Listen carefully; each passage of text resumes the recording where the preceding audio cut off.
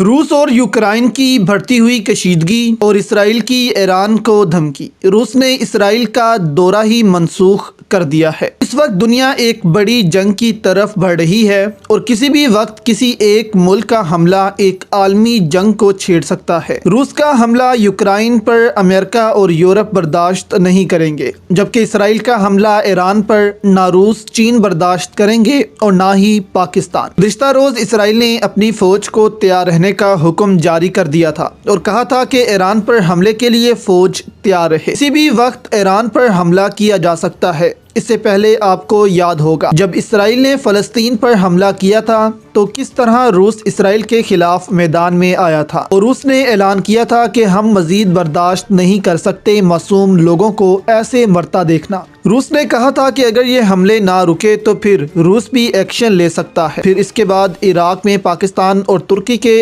अड्डों वाली खबर निकलकर सामने आ गई, जिससे इसराइल और डरा और इसने सीज फायर का ऐलान कर दिया। लेकिन इसराइल वो कुत्ते की दुम है जो कुछ भी कर लो सीधी नहीं हो सकती। इसलिए तो फ़लस्तीन पर दोबारा हमला करेगा ही इसराइल, लेकिन इस दफ़ा ईरान को भी इसराइल निशाने पर लेगा। अब यहाँ पर इसराइल की इस धमकी के बाद रूस ने इसराइल का दौरा ख़त्म कर दिया है। रूस के वज़ीर ख़ारजा ने इसराइल के दौरे पर जाना था, लेकिन इस कशीदगी के बाद जहाँ एक तरफ यूक्रेन का मसला है तो दूसरी जानिब इसराइल ईरान पर हमले की तैयारी मुकम्मल किए हुए है। लेकिन यहाँ पर हम कहेंगे कि इसराइल को पता है कि अगर इसने हमला किया तो रूस फौरन जवाब देगा इसराइल को, इसलिए इसराइल इंतजार करेगा रूस के यूक्रेन पर हमले का। जब रूस ने यूक्रेन पर हमला किया तो रूस वहां बिजी होगा और यूरोप के ममालिक इसको रोकेंगे और इसी दौरान इसराइल ईरान पर हमले कर देगा, जो कि इसराइल के लिए एक बेस्ट टाइम होगा। अब देखना यह है कि क्या वाकई ही रूस यूक्रेन को वापस लेना चाहता है और अगले साल के शुरू में हमला कर देगा। अगर ऐसा हुआ तो एक आलमी जंग को छिड़ने से फिर कोई नहीं रोक सकता।